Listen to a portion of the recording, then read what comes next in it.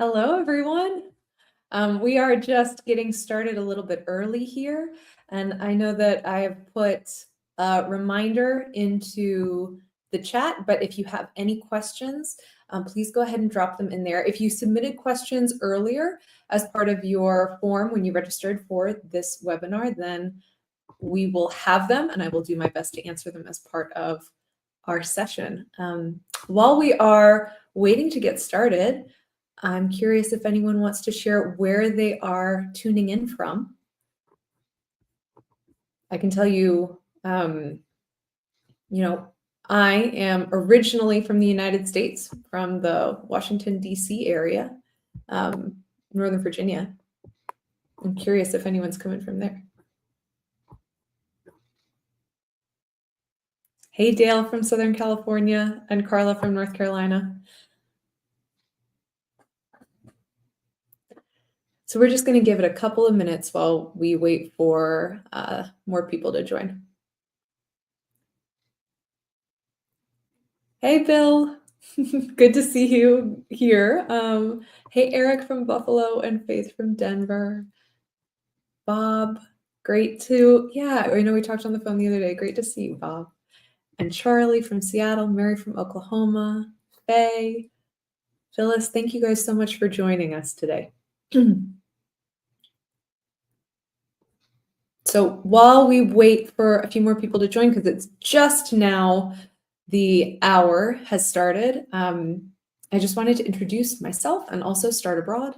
So I'm Anna Sosdian. I'm one of the co-founders of Start Abroad. I'm really excited to be with you all today, this evening, for our Ask Us Anything session. It's the first Ask Us Anything session that we're doing. So I'm really excited also to maybe get your guys' feedback after this. I hope it's going to be helpful. But if you have any suggestions, we plan on doing more of these in the future. I'm here to answer any questions you have about how to move to Portugal. So Start Abroad, as a company, we aim to help you with every major aspect of your move to Portugal.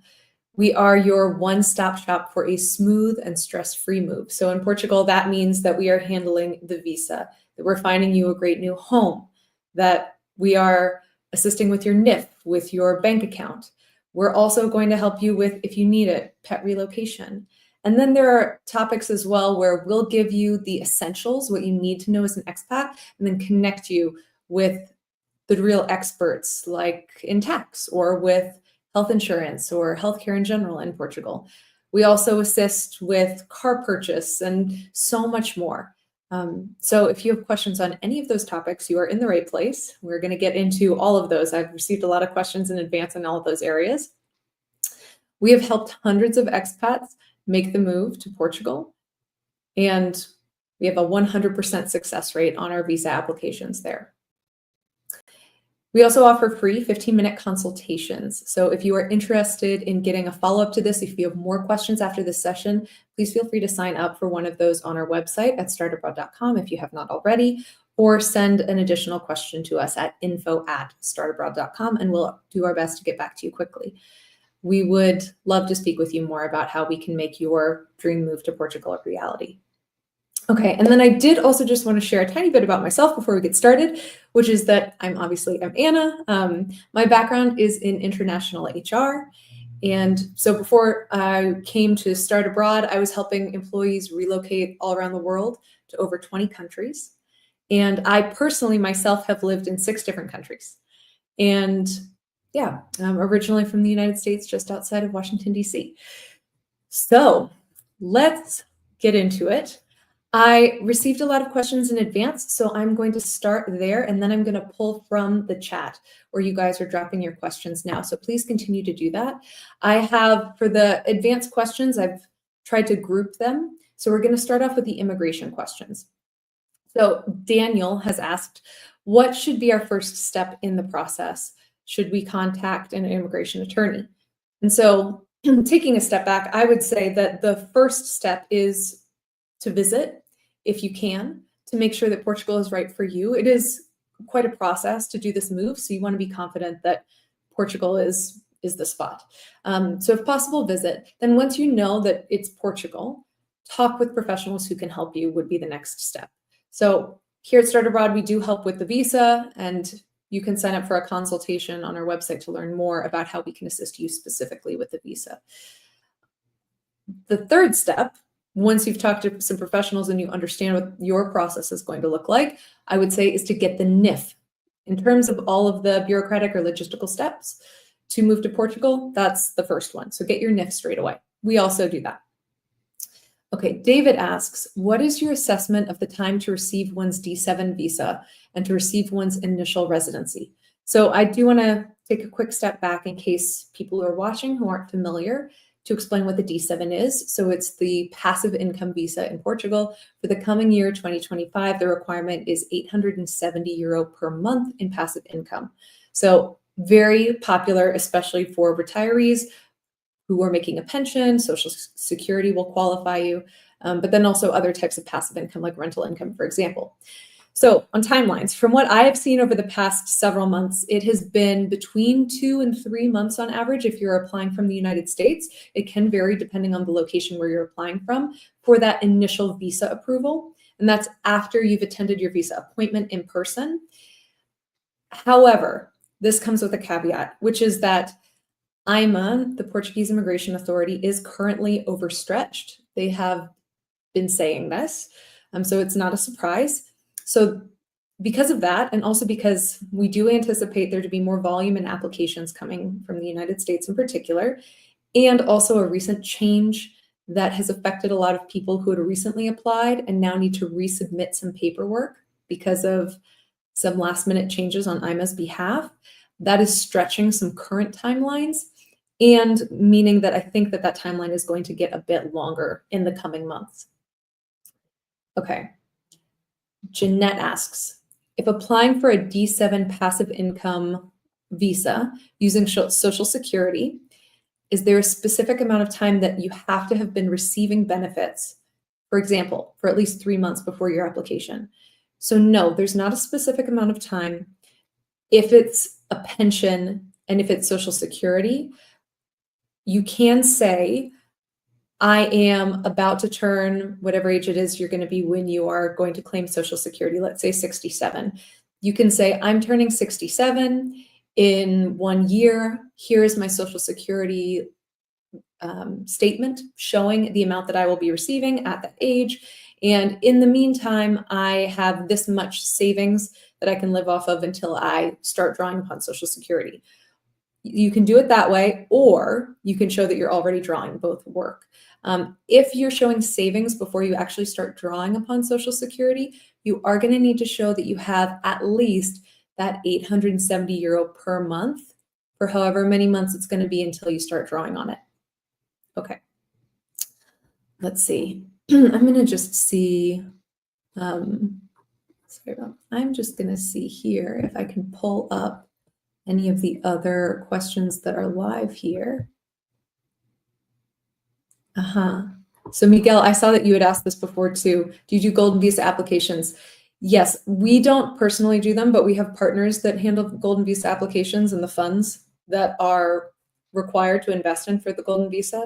So I'm happy to share that information with you. If you wouldn't mind emailing us at info@startabroad.com, or if you've already signed up for a consultation, we can talk about it then. Let's see if there's any other immigration questions we can ask. This is in the details of it. What's the difference between a criminal record certificate and a request for criminal record inquiry?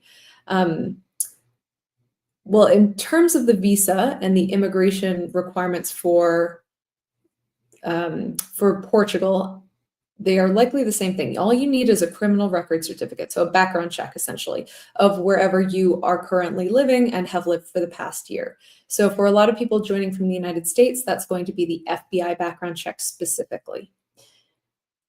Okay, I'm going to go back to our questions here that we got in advance. Okay, so Stacy asks, with the sale of my home, I will have savings to represent 5 years of income. Do I still need to show a passive income stream as well? So it depends. This visa, it is a passive income visa. So you are going to want to show some form of passive income, but it doesn't need to be right now. like we were talking about before, if you're able to show in the future you will receive a passive income stream, and in the meantime you have savings to cover your living expenses, that can also be sufficient. Bobby asks, for the D7, will I need a letter of reference from a Portuguese citizen? So not at the moment. If you're applying from the United States, this used to be a requirement, but it is not being asked for right now. But that can vary depending on location. So if you're applying from another country, it is possible you would be asked for that. Okay. Suzanne asks, as a US citizen with passive income, can you apply for the D7 visa, but also work part-time self-employed? Yes, you can. You should just apply for the visa talking about your passive income. But when you have it, when you're in Portugal, absolutely, you can work part-time. That's not a problem at all. And then I saw Carla, I believe you also, yes, here. You asked, I have a grown son who works to support himself, but because of his disabilities is my dependent. I'm 67, you'd be seeking a retiree visa, but how might your son obtain a visa? Great question. So Portugal sees dependents that can join you on this visa. There are several categories that will work. There are spouses, of course. There are children that are dependent on you that are minors. Also, if you have adult children who are dependent on you, they can be included as well.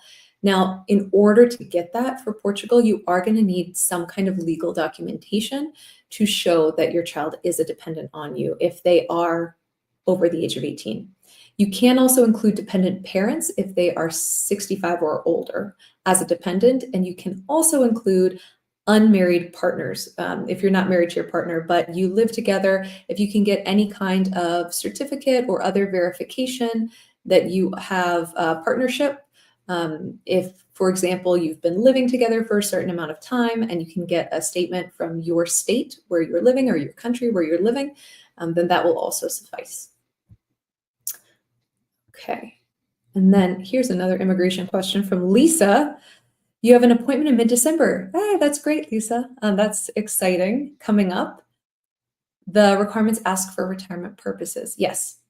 So what are you going to need to show if you're applying for the D7 on retirement income?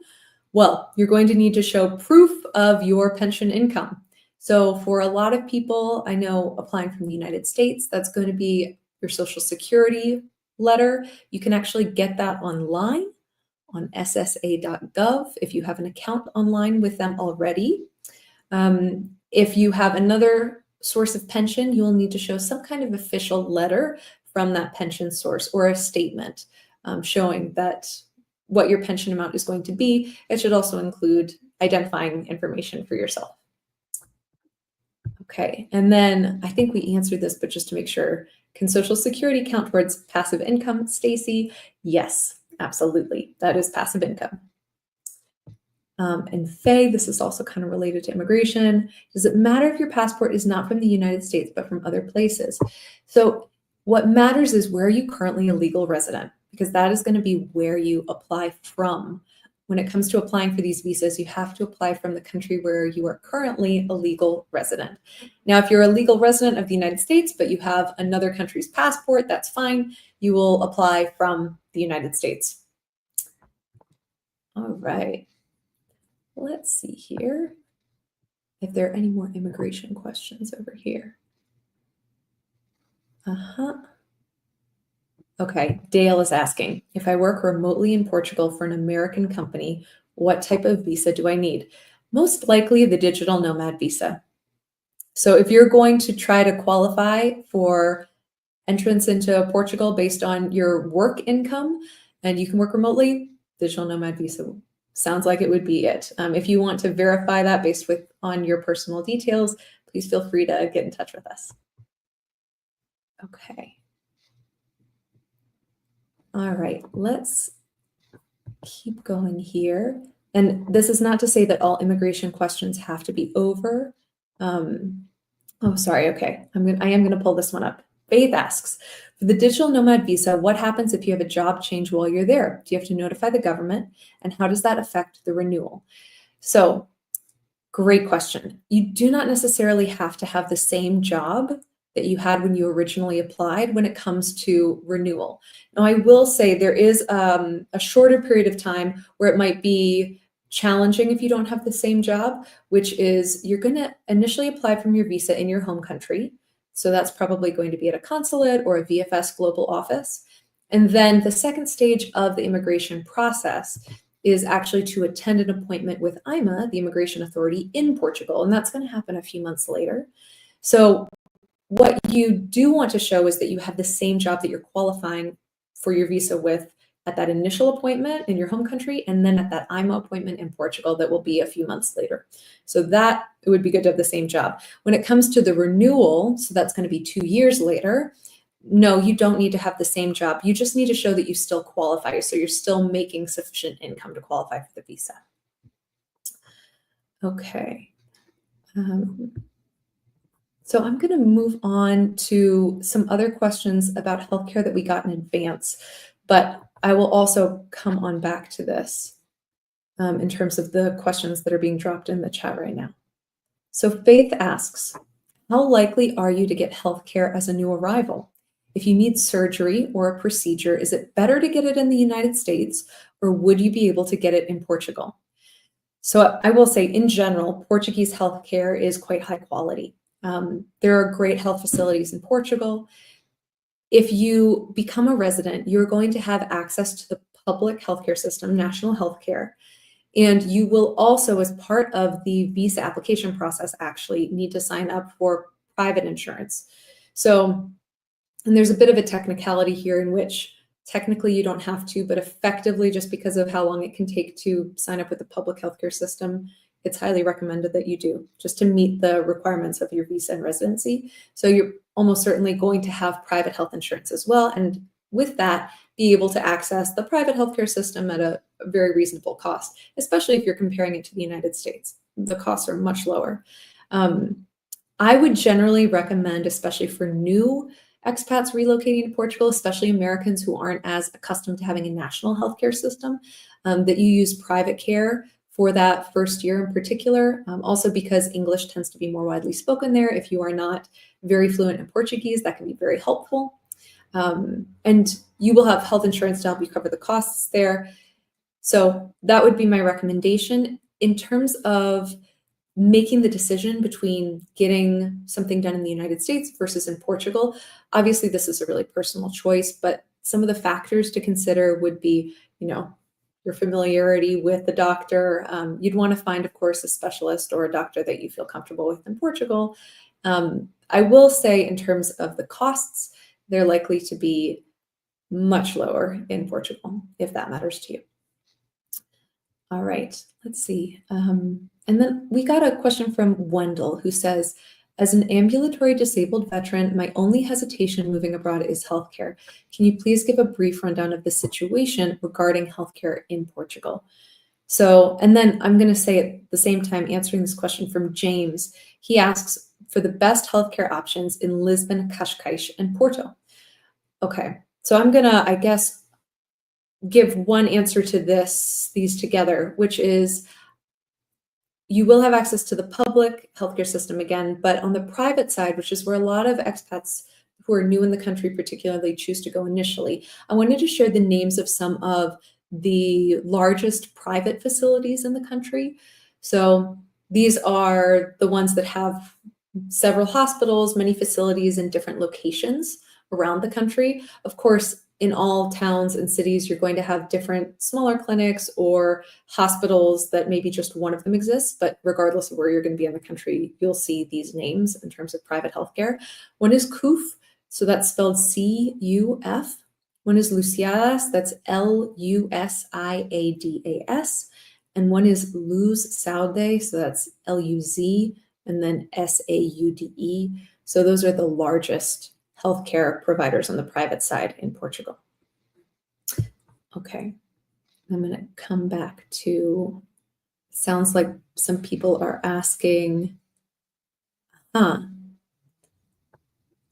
about, yes, okay, about immigration. Can I start the visa when I am in Portugal? You have to attend a visa appointment in your current country of legal residency, unfortunately, for Portugal. So you could be in Portugal while remotely assembling all of your documents, but to actually turn in your paperwork for the application, you have to be back in your home country. All right. And then this one is for working part-time. Does that include working in Portugal? Yes. So you could work in Portugal once you get your residency. Yes, for a company there. Let's see. And Phyllis is asking again, back to the immigration questions, does that letter have to be apostilled or can it be printed off? It can be printed off. You can just print it right off that website. That's no problem. Okay. Let's see. And then I should confirm, David, great follow-up just to say is yes, your NIF is your Portuguese tax identification number when I was mentioning that earlier. Thank you so much for answering that. Okay. And then I also want to address Lisa's question. So there are rules regarding, she says, a 6-month minimum as it relates to the initial application appointment for a retirement visa. So I think, Lisa, you might be talking about the residency requirements for the visas for both the digital nomad and the D7 visa, meaning how much time you have to spend in Portugal for these. So the requirement is actually that you spend 16 out of 24 months in Portugal. So that residency is valid for 2 years or 24 months. Within that 2 years, you have to spend at least 16 months in Portugal. Okay, I'm going to move on now. Let's see, to all these. And Jane, do you report all assets or just the ones that demonstrate you meet the minimum requirements? It's a bit difficult to say without knowing your individual circumstances. I guess there are 2 rules to this. One, you don't want to overcomplicate things, right?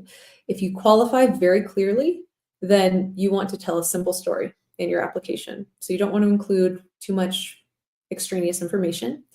Second, you want to show that you more than qualify. So you don't want to just meet the bare minimum for, let's say, the D7 visa. You don't want to show that you just barely meet this 870 euro per month requirement. You want to show that you're making significantly more if possible. If it's the D7 and you're talking about showing your pension or your social security and your savings, yes, show all of your savings, show all, if you have a 401k in addition to your social security, show that too. But if you're talking about lots of different income sources, like let's say you want to show that you're also earning income from dividends, you want to show that you're also earning income from, I don't know, crypto or something, I wouldn't bother with that. I just keep it simple if you know that you already qualify very clearly based on your pension. Okay. And Daryl, as a follow-on to that, you have pension income, but you don't want to pull it out yet to avoid being taxed on it. Can you just show that you have access to that money at any time? Would that work for a visa? Most likely, but you are going to need to show what you are living on in the meantime. So you can say, I'm going to start drawing on my pension at X date in X number of years. And for the interim period, this is how I'm going to be living. How are you going to be making money in the meantime, or what money are you going to be living off of? If it's savings of some kind, then that's very typical for these retirement visa applications. Okay. Mark asks a great question about Medicare and supplemental Medicare. So will you be able to get healthcare in Portugal? You will be able to get healthcare in Portugal. Of course, this is one of those questions that I think you should verify specifically where you'd be able to get the type of treatment that you need before making your move plans. But very likely you could receive whatever procedure you need somewhere in Portugal. In terms of Medicare, Medicare does not generally cover you outside of the United States. So that's important to be aware of. You'd be needing to get separate insurance for Portugal. For most of our clients, Portuguese private insurance is going to work best for them. And it is a fraction of the cost of what people are usually used to paying if they're coming from the United States. Now, I will also say once you become a non-resident of the US and you're legally a resident of another country, you should not technically have Medicare other than Parts A and B. You can keep Parts A and B if you want to go back to the United States and have that as an option for yourself, should you need to receive more care in the US. Okay. You do not need to have a physical determine your visa eligibility status. You do not.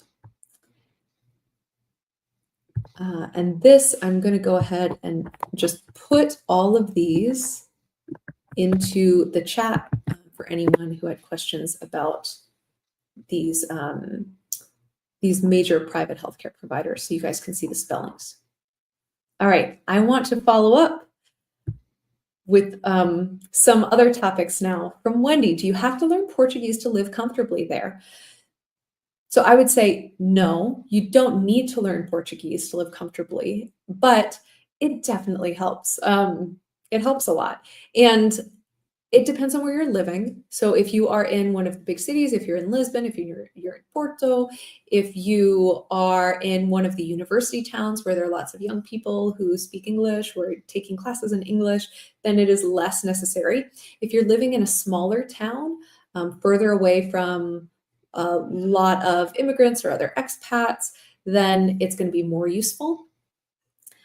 I think that the general frame of mind that it tends to be best for most people is, okay, I don't really know Portuguese. That's okay. I'm going to do my best. I'm going to learn what I can. I'm going to make an effort. I'm going to take some classes. Portugal actually offers free language classes to all residents. So once you get your residency, you qualify for free language classes in Portugal, which is lovely. So, making an effort to try to learn as you go, and then also accepting that it's going to be hard and being patient with yourself and knowing that most Portuguese will give you a lot of grace if you just make a little effort. Okay, let's see. Bob is asking, where do I go to get the FBI background check? You can actually request this on the FBI website. So just head over to fbi.gov and look for, they actually call it background check or rap sheet on the page where you can request it. Mark asks, how long do you need to be there to qualify for the public health care? Will they cover you with a pre-existing condition? Great question. So you just need to get your residency. So once you attend that IMA appointment, you can access the national healthcare system. There is a requirement in order to do that, which is you need to sign up. So you need to go to your local health clinic. It's all geographically based. Once you move, there will be a health center that's near you, and you'll need to go to that health center and present your information, and then ask them to register you in the system and to give you an SNS number. So that's how you get access to the public system. The second part of the question, though, will they cover you with a pre-existing condition? So the public system will, yes. Now, private insurance in Portugal is a little bit different. Because the public system exists, the private system is actually less likely to cover you for a pre-existing condition. So if you have one and you want to look for a private insurance that will cover it, I'm going to put a company in the chat now, which is the main one I recommend for people who have pre-existing conditions that are looking for private healthcare in Portugal. And that's called MGen, MGEN. So that's going into the chat now. Edward asks, if you have an annuity, would that count as passive income for the D7? Yes, it would. Yes, it would. Okay, let's move on to the next topic, which is, I had a bunch of questions in advance on rental searches. So let's talk about rentals. So Sharon asks, where is the most affordable area to rent a house or apartment for 1 to 2 years? Can you rent month to month, or is it necessary to sign a longer term lease? So in terms of affordability in areas, the most expensive areas are going to be Lisbon in particular, the Algarve, and then Porto. So the big cities and the Algarve, essentially. And I'd say Lisbon is probably the most expensive, along with maybe some areas of the Algarve. Then the Algarve in general comes in, and then Porto in terms of the list of what is expensive. The least expensive places are going to be smaller towns, especially ones that are away from the coast, further inland. But that said, I think it is a balance in terms of what you're looking for. At least most of our clients are typically looking for, when they first arrive, a little bit of a soft landing. So maybe a place where some English is going to be spoken, where there are going to be some other expats. So as they get familiar with the country, they can kind of have that comfort and familiarity before they maybe start looking further into smaller towns, further inland, things like this. So a good balance could be some of the really popular, let's say, smaller cities that tend to be a little bit more affordable. I've been talking to a lot of people about lately, are Coimbra and also Braga. And I will also put those names in the chat. Just a suggestion to look into those. Michael asks, north or south? South seems more compacted. My answer to this is that so much depends on climate and what you are looking for. If you are excited about warmer weather, drier weather, the Algarve is incredible. If you are excited about colder weather, you don't mind a little bit of rain, and you want to be in a place where there's more fluctuation in the weather over the course of the year, the north is wonderful. So a lot depends on climate. A lot also depends on the vibe that you prefer. I mean, the south, it's really a holiday goer's paradise, lots of beaches, but also more tourism, a little bit busier in the Algarve. If you're talking about the far north, it tends to be, a little bit rainier, but also charming. If you're talking about Porto, lots of history, lots of old stone buildings. There are a lot of factors to go into this decision, but we'd be excited to talk to you more about it if you want to chat about it on a consult. Okay. And similarly, Lisa, I'm interested in towns most suitable for me, not in the city, but near the city and with an energetic vibe. What would you recommend? There are so many things. It's hard to know without asking you a lot more questions, but I will maybe share that I feel like recently we've been speaking with a lot of people about suburbs that are near to Lisbon, and places particularly to the west of Lisbon, from Cascais to Carcavelos to Passo de Arcos, for example, have been very interesting. I've been talking to a lot of people lately about Setúbal. It's hard to know how that's spelled, so I'm going to put that in the chat as well. Lots of people really loving it there lately, and I think a lot of development going to happen there soon from what I hear, but in a good way. So maybe check those out. Okay. And speaking of locations, let's see.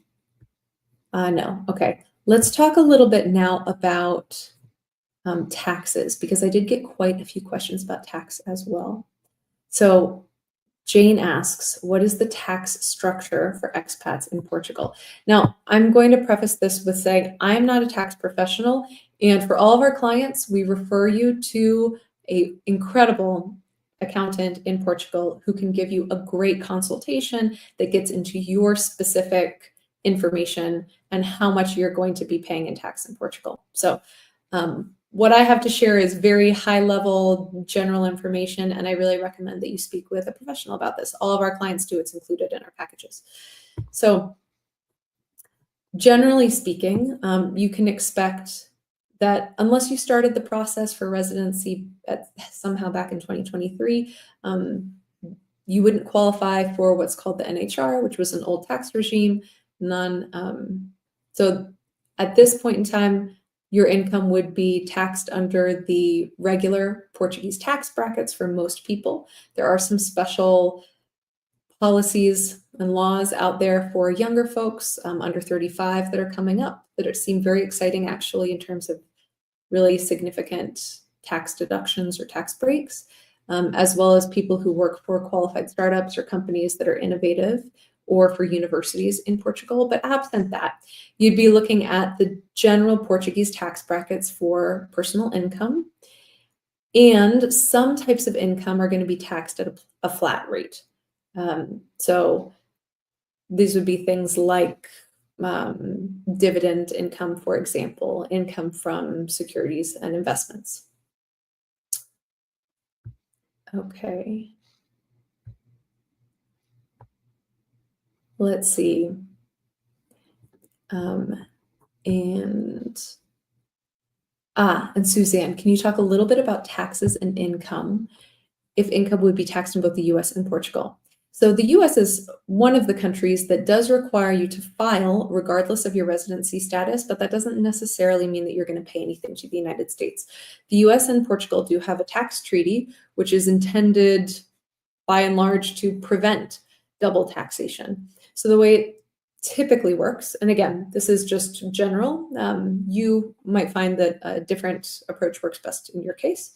But what often works for most of our clients is that they are resident in Portugal, so they should be filing technically in Portugal first.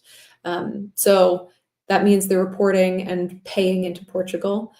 And then they're going to use something called the foreign tax credit system in the United States to state, hey, this is how much I've already paid to Portugal. Please deduct what I've already paid against what I would owe the US.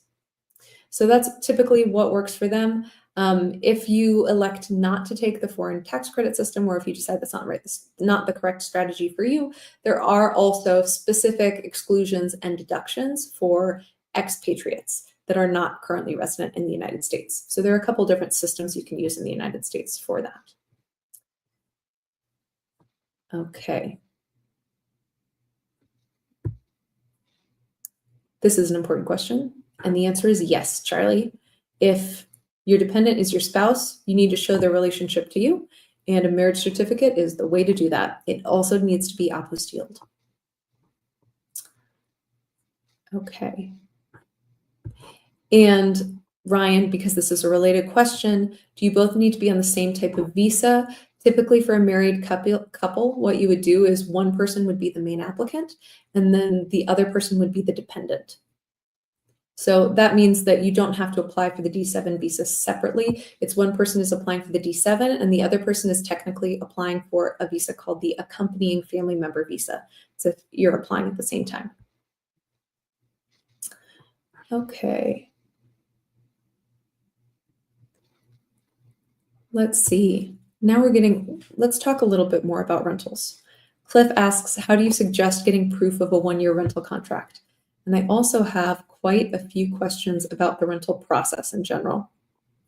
So let's talk about the general process for getting a rental in Portugal first. The first thing to know is that for these visas we've been talking about, so for the D7 visa, for the digital nomad visa, one of the requirements is proof of accommodation. And for most people, that is going to be a rental contract, although it could also be a deed if you have purchased a home in Portugal. There is also something called a TOR, T-O-R, which is if you have family already living in Portugal, then they can essentially sign a document saying that you'll be able to stay with them. Now, I will say people used to use this for friends as well, but Portugal has really cracked down on this lately. And our advice would be you're much more likely to be approved if this is a direct family member, if you're using the TOR, the T-O-R. Otherwise, almost everyone is going to go with a rental contract. The duration that is typically required, although this can vary depending on the location where you are applying from, is a full 12 months in terms of the duration of the lease or longer. Okay, so let's now go back to these questions. So how would you get proof of a 1-year rental contract? You would need to sign a lease agreement, and then you would just bring that lease agreement signed by you and signed by the owner or the landlord to your visa appointment. So that's what you're going to do. In terms of how to do a rental search in Portugal, we do offer that service. You can do it in person or you can do it remotely. So we offer both accompanied visits and also remote video walkthroughs, depending on what's best for you. In terms of the general high steps of that process, it's going to be determining the location that's right for you first. We are very used to talking to people about whether it's neighborhood and getting down to that level of specificity, or towns to look in around Portugal or cities. figuring out the location that's right for you, figuring out, of course, all of your specifications, how large, your budget, are you going to have pets, how many people? You do need to be prepared in terms of the rental process in Portugal to pay both a deposit and also advanced rent. So what this most often looks like, although it can vary depending on the landlord that you're working with, is they'll ask for maybe 1 to 2 months as a deposit in case of damages, and then also a couple of months of advance rent. Now, depending on the agreement, that could be the first month's rent and the last month's rent, or it could be the first 2 months' rent. It varies a lot. In Portugal, everything is, it depends on the person that you're working with, essentially. And then, so once you decide all of those factors for yourself and what's right for your search, in terms of the way our process works, at least, we would then be pulling listings that meet your criteria for your review. You would tell us which ones you want to see, whether it's in person, in which case we'll plan that and have someone go with you to those viewings, or we do remote video walkthroughs for you. And then once you decide, oh, this is my place, I love this place, we'd make what's called a proposal. So we decide how much do you want to offer for this, how many advanced months rent, how much in terms of deposit, that's all negotiable. And then we present it to the landlord, hopefully they accept our proposal, and we then negotiate the terms of the lease, make sure that all the paperwork was in order, that this apartment is properly registered as it should be to qualify you for the visa. You'd sign the lease, you'd bring it with you to the visa appointment. That was a very long answer. Let's see. Lynette has also asked what type of housing leases are necessary to obtain a Portuguese residency visa. So it is important to note that you will need a long-term lease, at least 12 months. And Mary, on a related note, has asked, is it possible to rent short-term instead of a 1-year lease before I move there, or even break a 1-year lease if I find something I like better? So there are a couple of things here to be aware of. So in Portugal, legally speaking, you are required to fulfill at least a third of your lease term. So if you have a 12-month lease, that would be at least 4 months.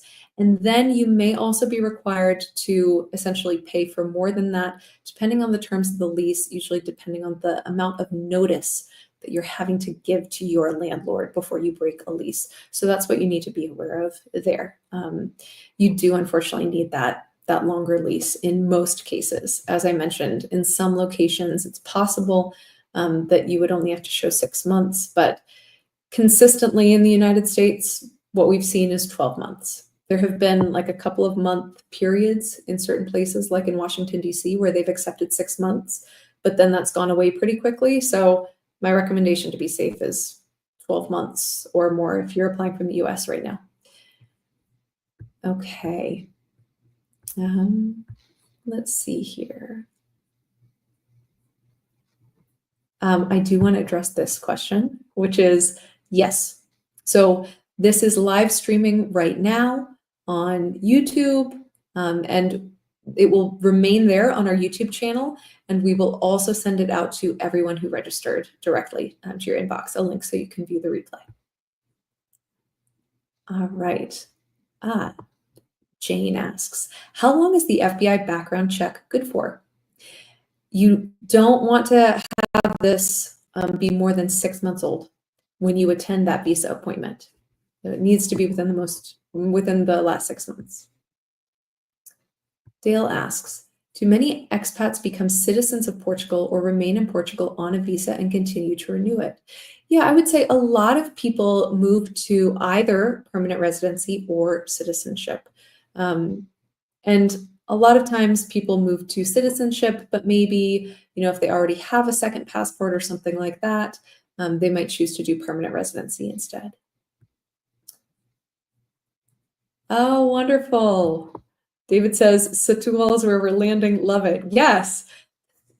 Setúbal has just become a really popular place. I love it there too. It's so beautiful. Oh, Bill, I'm sorry. I see the questions from all the different locations. I've been jumping around a little bit to try to group things in order. but let me see if I can find maybe a question from before from you.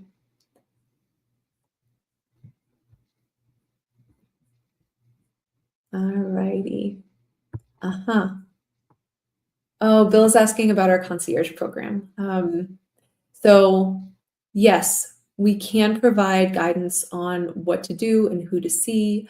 In terms of when you're in Portugal, I believe you're going on a trip soon to Lisbon and also to Porto, because we chatted about that recently. So yes, and what I would encourage people to do if they're interested in getting more general advice about what to go see on an initial trip is we're very happy to connect and talk about that on a coaching call. I can include the links to that in a follow-up email and also in the description below for our YouTube video for people who are watching later. So if you want to sign up for a coaching call to talk more about where might be right for you to explore in the country, I'm happy to make those recommendations and then make a few suggestions depending on those locations. We don't accompany you on those exploratory trips ourselves, but depending on the area that you're going to, we may be able to put you in touch with someone who could assist. And then we have this question, do you recommend Portugal over Costa Rica? No, not necessarily, but it so depends on what you're looking for and what you are excited about. I tend to find that the profile of person who's really excited about Portugal is a different profile of person than who is really excited about Costa Rica.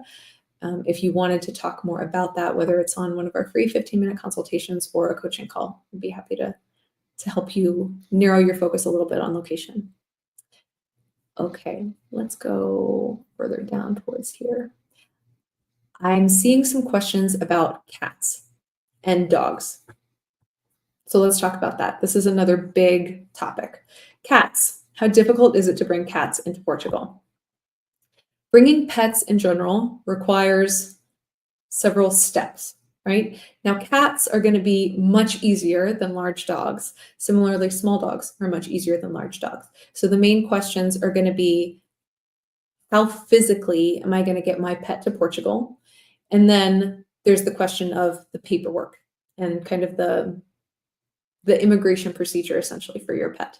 So let's talk first about, I'd say the bigger question is just physically, how are you going to bring your pet over to Portugal? If it's a small pet, so a pet that's under 20 pounds, whether a dog or a cat, then the pretty straightforward answer for most people is going to be bring your pet in cabin. So in a soft-sided carrier that goes under the seat in front of you. And you can book that directly with an airline. Almost all airlines offer that, and you can choose whichever airline seems to be right for you. Now, if you have a larger dog, let's say a dog that is over 20 pounds, but below 80 pounds, then you would likely be looking at either putting the dog into the cargo area of the plane on the same flight as you, or flying your dog separately as cargo. So the way we talk about this is if the dog is on the same flight as you, your dog is basically checked baggage. So flying with your dog is baggage. Or if the dog is flying separate from you on a cargo flight, then the dog is flying as cargo. Now, I should be very clear in that if you're flying with your dog as baggage, I'm not going to say for every single airline, but for all airlines that I'm aware of, your dog is going to be placed in a different hold under the plane than the area where the luggage is stored.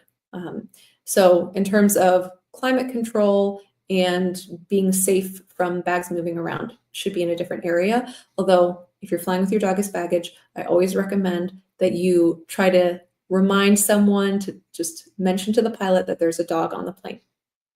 But this is nice because often you can see your dog being loaded onto the plane right below you. If you fly with your dog as cargo, then typically you're going to be using a provider to do this, a pet relocation company who can specifically take care of booking that flight for your pet, making sure the dog gets loaded onto that plane correctly and flies to the destination.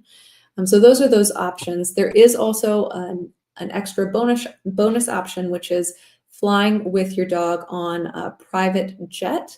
There are providers that do this and share the cost of a private jet amongst many pet owners. So the most popular company that does this is called K9, the letter K and the number 9. Might be worth looking into. There are also some Facebook groups out there where pet owners try to coordinate to privately book a private jet and then split the costs amongst all of them. Okay, and then let's go over to the paperwork side of things, which is more relevant to our cat owners. So you will need to get an EU health certificate filled out for your pet. That needs to be completed by a vet who is qualified to complete the certificate. In the United States, it has to be a vet that is registered with the USDA. There is a second step to the paperwork, which is once it's filled out, it needs to be endorsed by the USDA if it's in the US, or by the other relevant health authority. And then you'll have your health certificate. It will be endorsed. You need to also, in order to meet the conditions of the health certificate, have a current rabies vaccine, and the pet must be microchipped with an EU compliant microchip. And then there's some work to do on the Portugal side. So basically, you're going to have to tell the Portuguese authorities that you're coming and send them some information over email. And then when you arrive with your pet, usually in the baggage claim area, you're going to have a veterinary exam and pay a fee for that for your animal. And then you can walk out and attend a vet appointment in Portugal. And at your vet appointment in Portugal, you can get something that's very cool, which is called an EU pet passport, which allows your pet to travel throughout the entire EU. So that's pretty exciting for them too. All right, let's see here.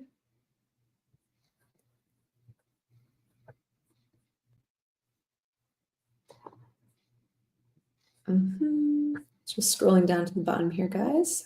Sorry about this. Okay, Marianne asks, do you have to own a car? I'm looking for a walkable location. You absolutely do not need to have a car. In fact, the vast majority of people who we help relocate to Portugal don't buy a car. And they live in usually one of the cities or nearby where there's excellent public transportation. There are lots of walkable locations, even if you live in a smaller town, if you live near the historic center. Okay. Can you explain how the apostille process works, for example, with the FBI report? Yes, so it does depend on the specific document. If you're getting a marriage certificate or a birth certificate apostilled, then that's done at the Secretary of State's office in whatever state you're coming from, if you're in the US. If you're getting the FBI report apostilled, that happens by the federal level Secretary of State's office.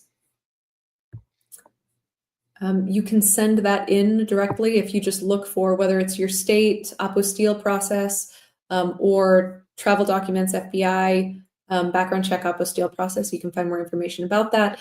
If it seems a little bit complicated and overwhelming, there are also lots of private companies that will do apostilles for you. We have seen many of them work well for our clients. The one that we recommend most often is called One Source Process. We don't have any affiliation with them, but they've worked for a lot of clients. Okay. Great. I just want to reemphasize this. David says, in many places, you do not need a car. Definitely a car is not necessary. Rail and bus access are plentiful. Yes, and he's now talking about there's a new train to Lisbon schedule for Setúbal, actually, every 20 minutes to get back and forth, which is great. So another plug for checking that out. All right. Let's see. So can cousins rent a flat together, or does it have to be immediate family? So if you guys are all coming to Portugal and you're all applying for separate visas, that's completely fine. You can all stay in the same apartment. The important thing is that everybody's name must be on that lease. Since you all have separate visa processes in particular, that's very important. That should be the case regardless, even if you're applying as dependents of each other, but it's extra important for this. Lisa asks, common question, can I do Vrbo or Airbnb? Typically not, because they don't have leases that are going to be compliant, that are these 12-month leases registered as long-term accommodation. But what I have seen work for some people is maybe they have a good relationship with like an Airbnb owner, and that person decides, oh, you know what, actually, I think I would prefer to rent this long term. And so they say, you know what, actually, I'm going to register this rental a little bit differently, and let's organize a lease. Let's organize a long-term lease. So we have seen that happen for some clients in the past. And Edward asks, when does that lease need to start relative to the visa application? It can start in the future, which obviously is likely going to be very advantageous if you can negotiate that, because if you're signing the lease before your visa appointment, you haven't moved in yet, most likely. So yes, it can start at any point in the future.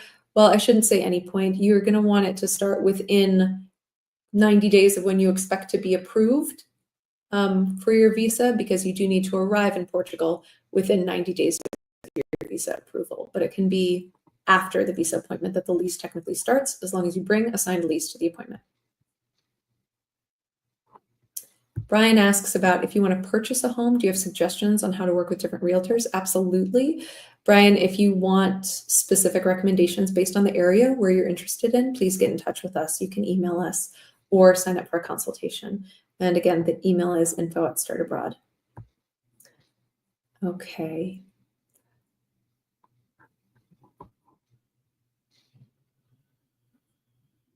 Oh, okay. Bill, I'm going to follow up with you separately about this. We can talk a lot more about the details of our concierge program, but I will say, just in case anyone else is curious about the level of assistance that we provide for concierge, it's all of the big things that we've talked about. It's also regular calls in the lead up to your move. We usually do bi-weekly or monthly, depending on your timeline. Assistance for your first month in Portugal, whatever help you might need, whatever questions you may have.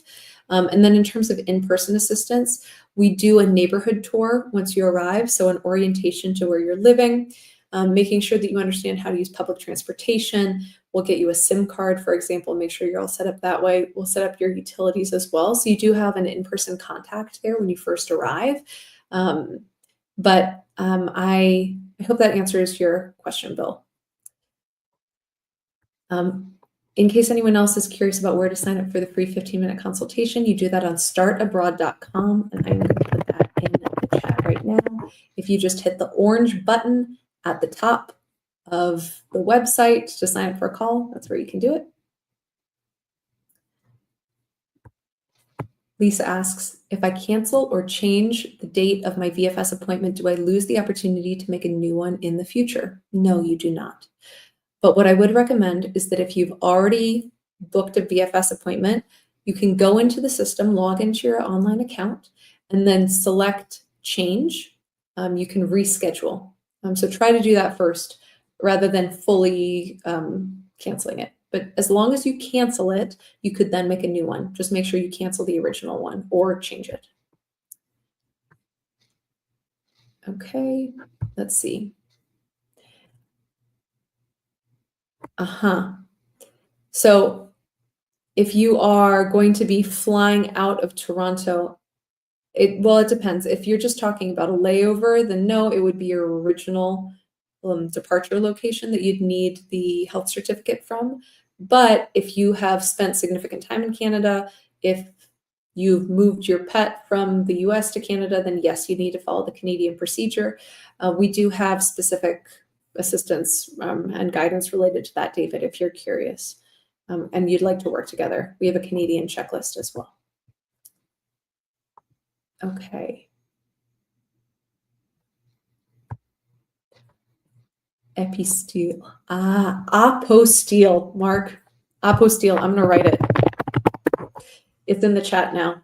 Apostille. It's essentially a international notarization. So it's a way of proving internationally that this document is valid. Okay. Let's talk about private health insurance costs. So health insurance is in Portugal typically very pegged to age. So to give you a sense, MGen, which I put the information about that or the name of that private health insurance company in the chat earlier. They provide some of the most extensive service when it comes to private health insurance, or the most coverage. For them, if you are around 70 years old, you'd still be looking at only approximately 200 euro per month, is typically how it works. Now, of course, I would recommend that if you want to get more into the details of this, that you speak with those health companies themselves, those insurance companies, or a broker. And we do work with a broker who is who's great, who can give you some more guidance about what might be right for you. Okay, let's see.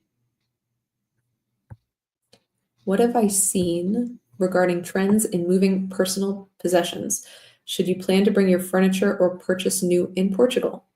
Trends, I would say the majority of our clients decide to go minimal.